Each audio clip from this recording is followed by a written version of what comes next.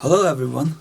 So we are going to go with the second version of our chapter sets, and we are going to clear certain topics on the chapter sets that are: first one, set builder form; second one, types of sets, and then we'll be talking about subsets and how to represent intervals. That is an important part. And then we'll be talking about universal set and how do we use power sets as well. So these are the certain topics that we'll be covering today. But then before starting any of the topics, we have to practice maths daily. That is one message that every teacher sends you. But if you practice maths daily, it will be easy like drinking waters. Otherwise, it'll be like chewing stones. So with that, on that note, I'll be beginning today with the first topic to be covered, that is set builder form. So in the last topic that we covered, we talked about roster form and how it is represented, alright? Usually between the braces as it is, alright?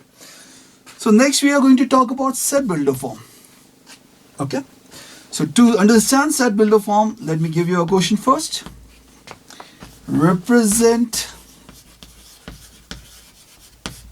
the given set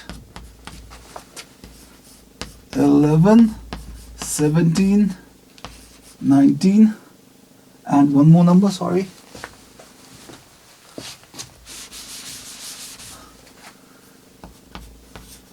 Eleven, 13, 17 and 19. Okay? In set builder form, and that is the question. All right, now we have a set over here that has elements 11, 13, 17 and 19 in the form we know as roster form. Okay, so this form has to be converted into set builder form. So to convert a certain set into set builder form, we should know that there should be certain nature to the elements of the set. Okay. For example, in this case, the underlying nature should be that these numbers are what? Prime numbers. Okay. All right. 11 is a prime number, 13 is a prime number, 17 and 19 as well. Second, we need to know is the limitations in which the numbers are underlined. So, the limitation is it is greater than 10. And over here the limitation is it is less than 20. Okay. Now, we get two things. First, the nature and the limitations. Now, using these two things, we can represent the given roster form set in set builder form. So, the answer should be set A is every element is X such that X is a prime number and what kind of prime number? Greater than 10, less than 20. Okay. So this set in the roster form is converted into set builder form with a guiding character and underlying limitations. Simple. So using these two conditions, we can easily convert any roster form into set builder form. For example, again, I'll change the set given to a more easier set. Let's say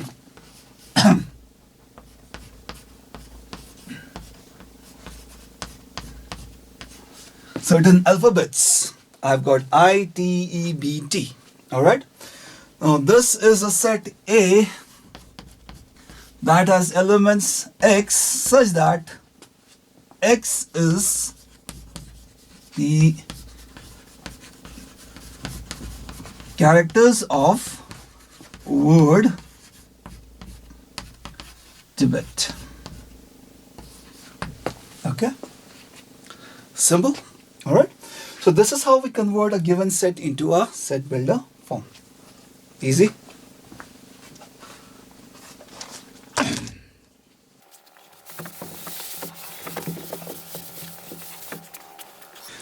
Next, we are going to talk about types of sets. Types of set. Okay. So first type of set, which is a very important set, and it is known as null set, also known as void set. Okay, and it is represented by phi. As in physics, we represent it as flux. All right. So mathematically speaking, a null set is a set that has zero elements, without any element. For example, what can we say? For example, in a Tibetan society, a person who does not speak Tibetan, so that would not be possible, and such set would be a null set. Okay. Second type of set, we have singleton set. Okay. What is a singleton set? It is a set that contains only one element. All right. Third type of set, we have null set, singleton set. We have equivalent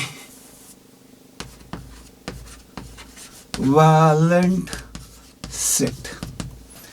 Now, what is equivalent set? Before understanding equivalent set, we should know what is cardinal number. Cardinal number. Cardinal number is nothing but the count of the elements in a given set. For example, in a set A, let's say the elements are 1, 2, 3, 4. Okay.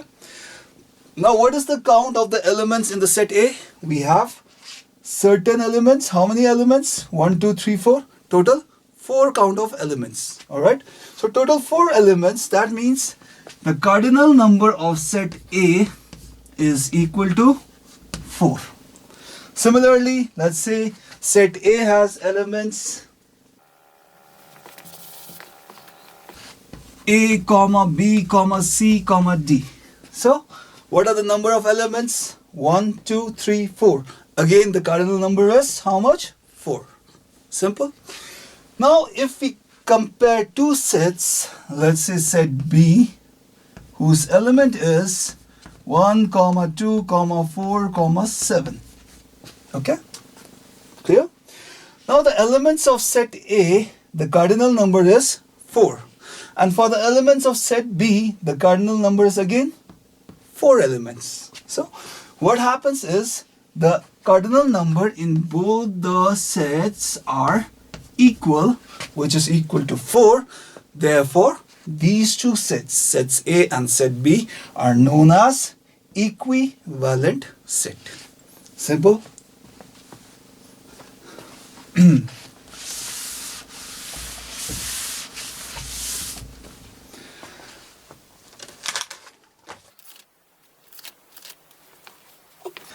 Now coming to fourth type, we have equal set. What is equal set? Two types of sets or two given sets whose elements are same. 1, 2, 3 and 4. And then we have set B, which is say 2, 3, 1 and 4. So what happens? All the elements are correlating. 4, 4. 3, 3 and 2, 2.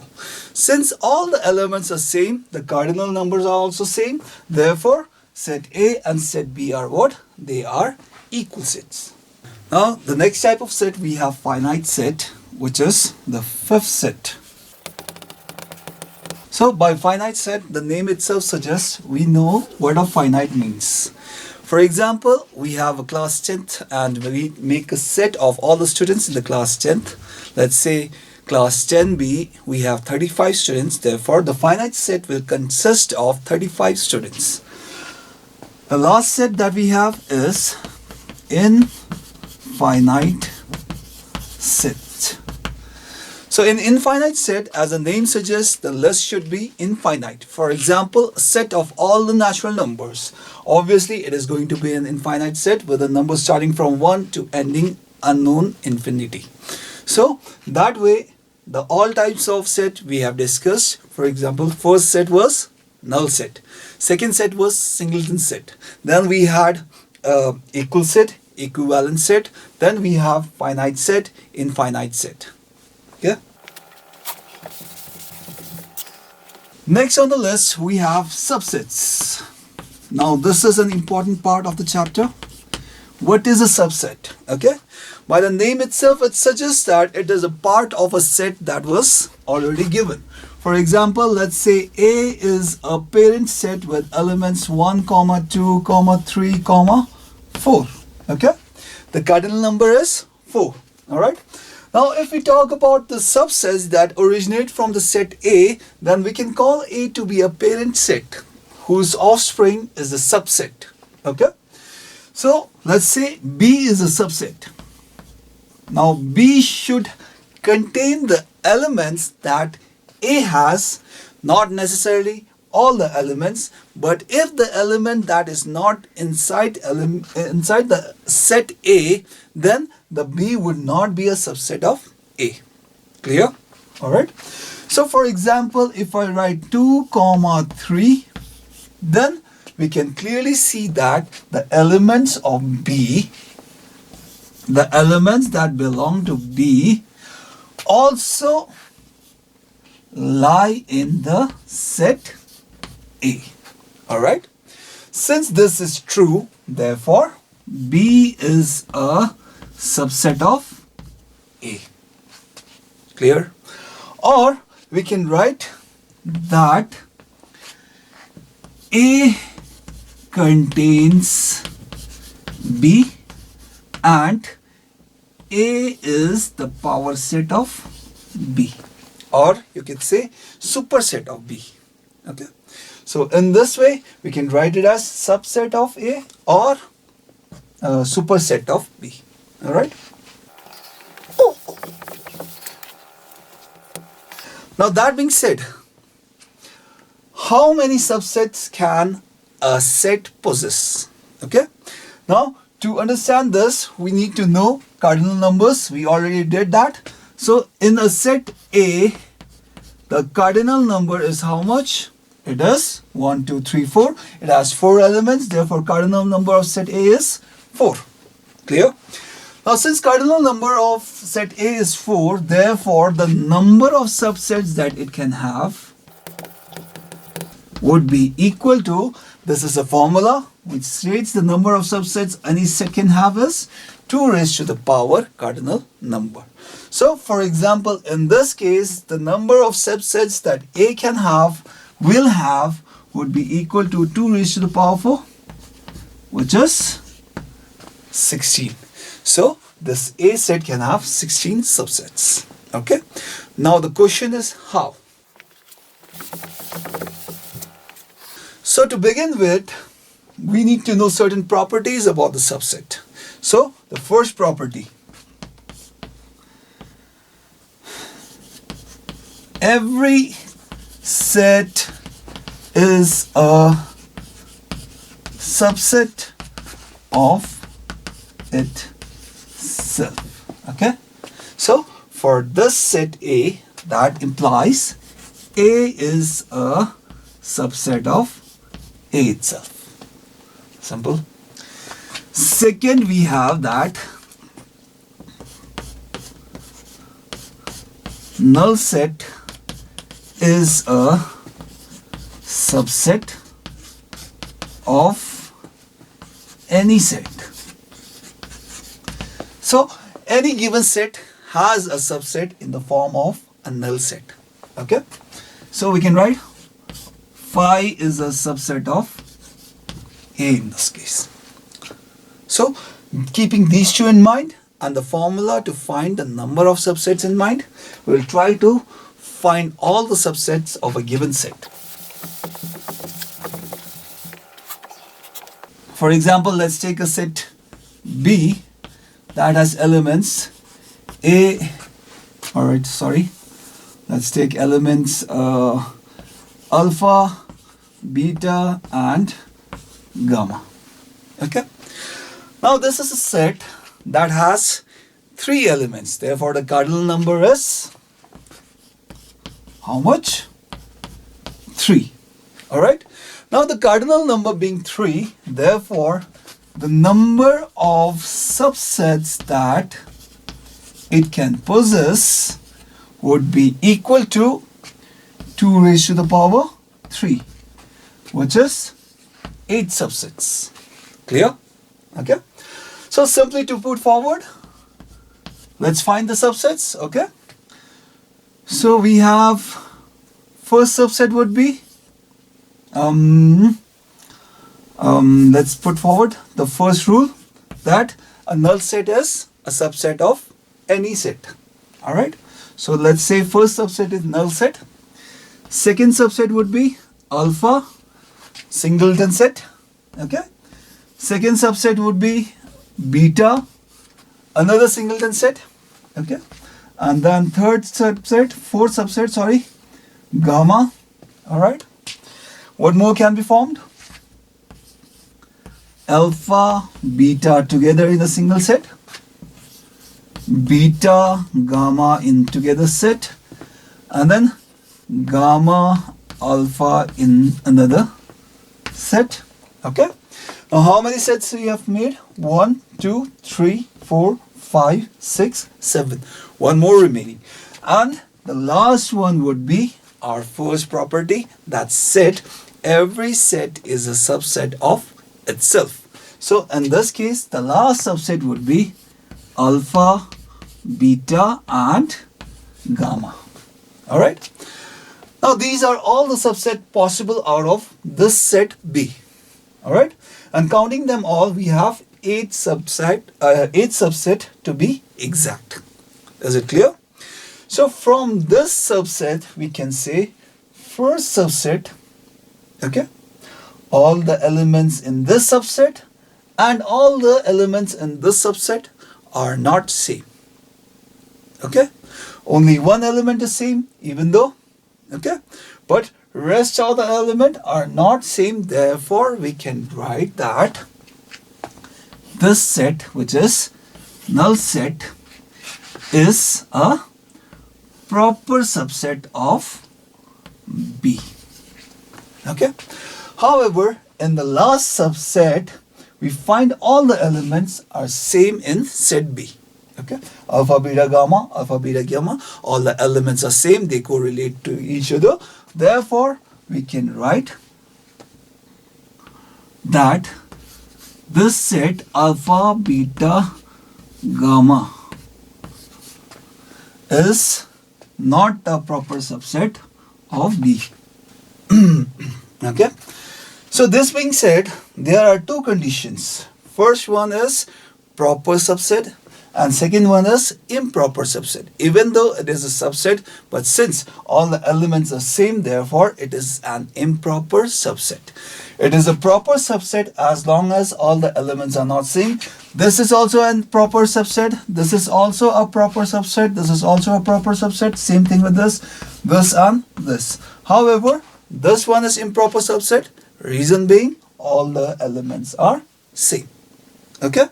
In this case, there is no alpha. There's alpha over here. So all the elements are same, even though 2 elements are same. Alright. So this is a proper subset. However, this is improper subset. Okay.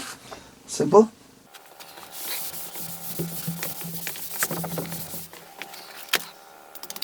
So next we are going to talk about intervals and its representation. So there can be usually 3 intervals in mathematics. First interval is closed intervals. Second one is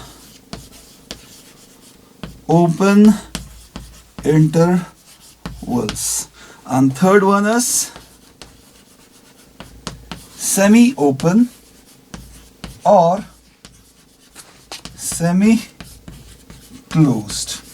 Okay. Now, the topic itself is not as important as the figure or the statement in which way it is written. That is also important. So, for a closed interval, you have to see this carefully. We represent in form of square brackets, a comma b. Okay, and for open intervals, we represent it through common brackets, a comma b, and then for semi-open or semi-closed, we represent it as a mixture of both the brackets, a comma b. This one would be closed. Okay. Now, what does this imply? This square bracket and the common bracket. In the square bracket, what it means is the value of this is such that it includes all the values between a and b, and given a included and b included as well. Okay. So, what does it mean is x is such a value that is greater than equal to a but less than equal to b. Okay. So, this interval includes a and b as well. Therefore, it is known as closed interval. For second condition where open interval is concerned, we write x is greater than a but less than b. So, in this statement, what it says is x is a value such that it is between a and b, but it cannot be equal to a, it cannot be equal to b, however, certain value between a and b. Alright, is it clear? And for the last one, it states that the x value is greater than a but less than equal to b. Okay, so in this condition, b can be included. Same way it can be written as this implies same thing.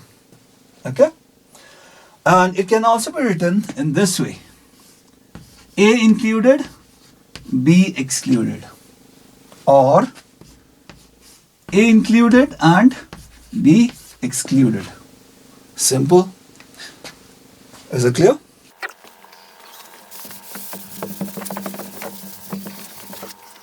So for the next set topic, we have universal set. So what do you mean by universal set? It is a parent set from which certain offsprings are obtained. Or we can say, take example, let A be a set 1, 2, 3, 4, and let B be another set with certain values A, B, C and D. Then in this case, a universal set would be a set that contains all the elements of A, 1, 2, 3, 4, included with all the elements of B as well. So this means that universal U is a parent set that contains set A and set B. Okay, clear? Now for the last topic for today, we were talking about power set. What is a power set? Okay. Now power set is defined as a set that contains all the subset of a given set. Okay. If it's confusing, let's write it down. What is a power set? Power set is a set of all subsets of a given set. Okay. Now this is the definition of power set, but what does that mean? Let's write it mathematically. Let's say we have a set, say X, that has elements A, B and C. Okay. So before writing it down, let me ask you, how many subsets will this set X have? So quickly we can calculate that it is going to have the number of subsets equal to 2 raised to the power 3, which is equal to 8 subsets. Simple. Okay. Now since it's going to be having 8 subsets, what are those 8 subsets? The subsets would be, as you remember earlier, null set. Okay. Next one would be singleton set A, singleton set B, singleton set C. Now combine them together. A comma B,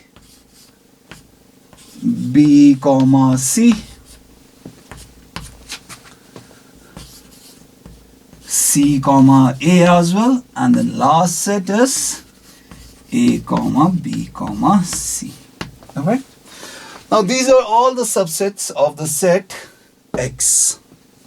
Simple. Now what is power set?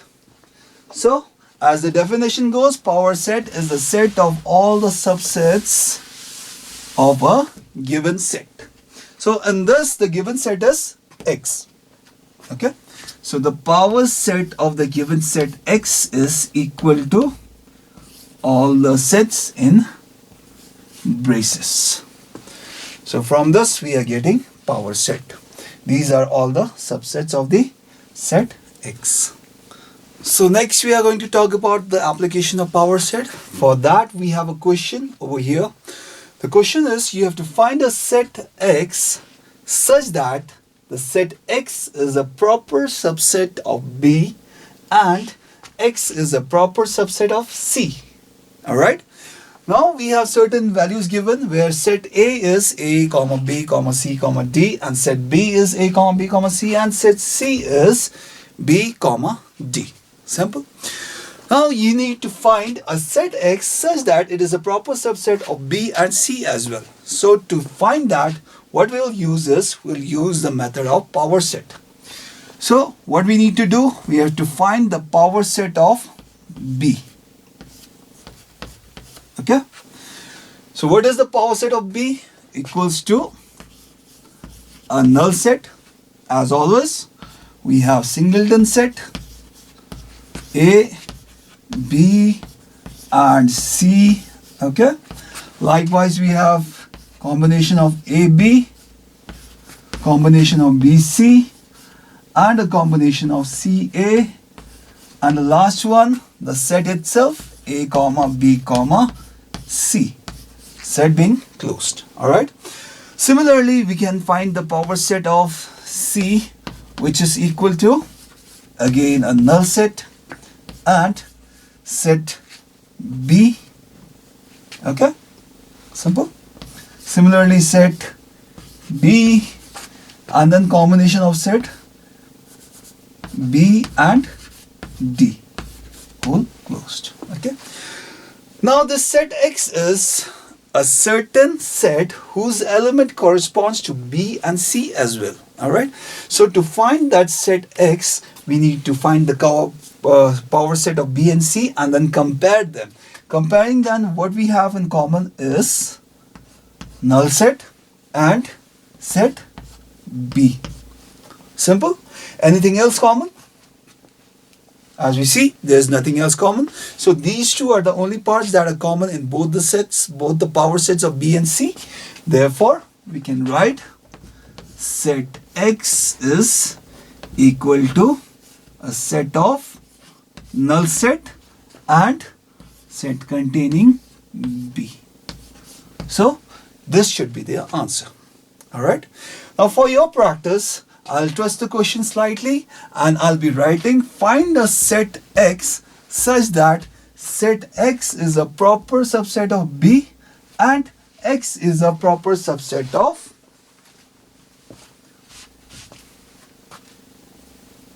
A. Alright. The method would be same. However, in this case, instead of writing C, I'll be writing A. Now this is a question for you to solve. Thank you for today.